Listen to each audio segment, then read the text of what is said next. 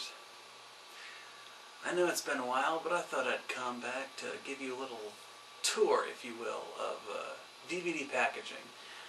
This is actually going to be the first of a small mini-series I entitled Packaging Unpackaged. It's a working title. I'm going to get to that later. Anyway, I always found different types of packaging of certain things like DVDs, movies, VHS tapes, Blu-ray, video games to be very interesting of how diverse it is. There's so many different ways people package things. And I wanted to start with DVDs since there's a lot of them. I'm going to save special edition versions and box sets for another day. But I wanted to start off with regular DVDs, starting with the standard. This is a standard DVD case. You open it up, it's pretty nice. I just take the disc out. There's different variations of it. Some of them are more annoying than others to take out, but in most cases, when you look at a DVD package, the case, it normally looks like this. They also do something similar for the most part with PS2 games. Now, sometimes they're put in a cardboard sleeve, like this edition of Carved. I kind of find it funny that the scissors is in a lot of detail and is very focused, yet the background image of the slit-mouthed woman is kind of blurry and pixelated. It's pretty bad Photoshop, actually. But, when you open it up, it's pretty much the same thing. But other than that, it's pretty much the same thing overall. Sometimes they get a little creative with their packaging. This is a copy of Labyrinth. This is the anniversary edition. I don't know what year. It's one that I bought. What's really cool is that this is not only, I don't know if you can really see it, but it actually moves slightly. It's that type of material that's, very textured, and it kind of moves as like a motion graphic. And the sleeve is actually a cardboard case. It's very thick, And again, it's the same type of thing. This one's a little different though because it has a second disc, but otherwise it's pretty much the same thing. What's really cool is that, it separates the disc completely. There's some editions of DVDs where they actually will stack the discs on top of each other. I think it's really retarded. Good way to, scratch discs, but, that's how they cut costs. Another variation of the stereotypical DVD case is the clear ones. I see a lot of anime DVDs have these. Primarily stuff from ADV, US Manga, or Manga. Again, it's pretty much the same thing except for it's clear. Now the reason why they like making it clear is sometimes they'll put a reverse cover or something on the inside that you can see through. It's really cool though when they include reverse covers, because this one is the original Japanese version of Samurai X. Flip it over and show you. And you can just flip it and, be like, hey, look, it's the Japanese version. I mean, it isn't, but it's kind of cool. Another edition of the stereotypical DVD case are the Disney ones. Sometimes you find them in black, but in most cases they're white. It's cool. It's basically in most cases how you can tell they're DVD cases that are Disney. It's because they like white for some reason. Now this one I don't like because it's got a much harder way to take them out. I just feel like you have to put your fingers in it to take the disc out. Otherwise if you just kind of grab it out, you'd be afraid you're gonna snap it in half or something. It's like a big fear of mine. I've seen it before, where you take them out and it gets cracked. I know I said no box sets, but I just got it out because it's a regular DVD case pretty much, but this is, you know, seasons 2, 3, and 4 of Pup Named Scooby-Doo. And like Labyrinth, it's got that, you know, extra insert. It's a little smaller this time, uses less plastic. Sometimes you noticed them recently where they make them thinner. Sometimes they'll actually make them with so much less plastic that there's actually holes in it. And it's just basically to save costs. Here's another box set that's a regular DVD case. The Angry Video Game Nerd Season 2.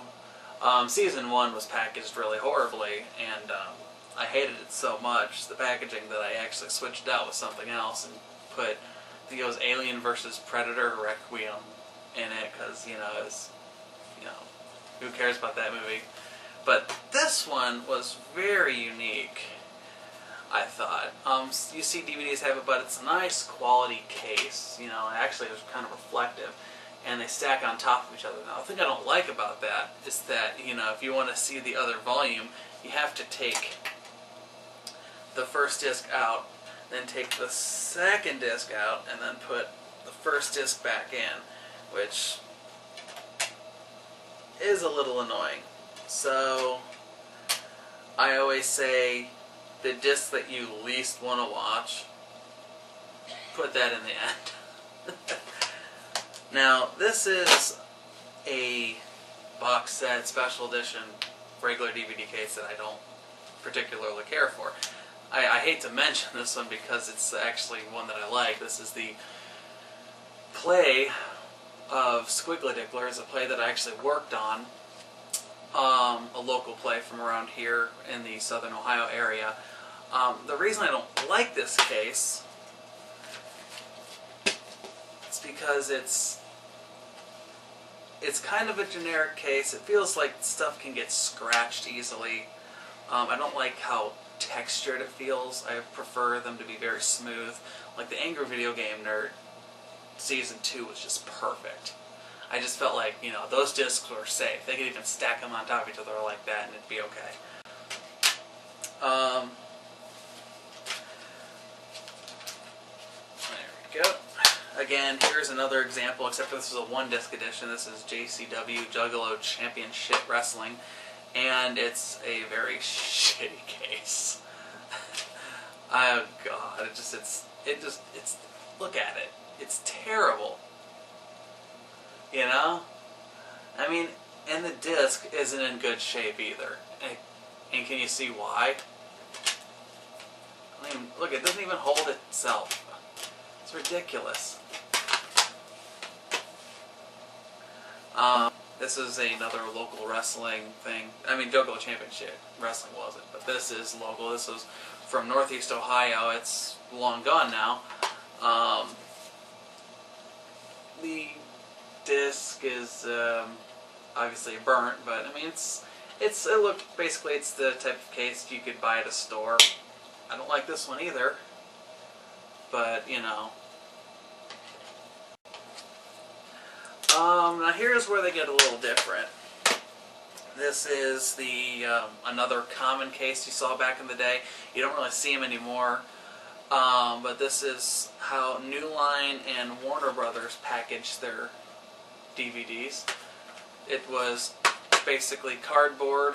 I think sometimes they refer to them as digipack, but what was weird was that half of it was actually in plastic. The outer part was cardboard. You can even take it apart if you wanted to, which I never really understood why, because if anything was going to fall apart, it would be the cardboard part. But, I mean, there's that, and this is this. You know, I mean, I don't see why you'd want to switch these, but, I mean, I see people in, you know, rental stores, they'll cut these up and put them in regular cases. But, I mean, that's for a different reason altogether. And I'll get into that later. Crap, these are kind of hard to put back in. See, why would you even take these out? It's just a bad thing. Kind of reminds me of the old PlayStation cases. Just they're unnecessary. This is, I was getting to this earlier when I was mentioning 13 Ghosts, when they take, you know, they cut them apart and put them in their own cases, and that's because for theft reasons, they keep them from being opened. They actually have a device to open them themselves. So people who try to steal them can't get them open unless they break the case. This is Tropic Thunder. This is a Blockbuster DVD. Has the nice Blockbuster emblem on it. Doesn't feel smooth, feels kind of textured, and it's got this nice hole right here where you can put the security little thing on here to keep it from being opened. Here's another Blockbuster case. Still different though. It's actually clear, but the same rules apply. And what was really interesting about this one is on top of the little security thing, it actually has magnetic strips on it. So if someone tries to walk out with it, an alarm sounds at the door. They stopped doing that eventually because people didn't like their DVDs being totally covered with this sticker that looks like if you try to remove it, it's ruined. I actually bought this. You know, I don't steal. But yeah, I actually bought this, and I was so pissed off that it looks like that. I mean, I don't think it looked too bad on the inside. Probably, yeah, it's a little scratched up, but I mean, it's a rental. You know, it's like a 2-bit whore goes around. This is another rental. This was from Movie Gallery, but you also see cases like this if you go to a library. It's a little different. You can actually see the security like thing. They actually have to, you know, open it up that way. I don't like these ones that much because they fall out really easy. Let's see what happens if I just shake it out. Oh, it just stays on. But it comes out really easy.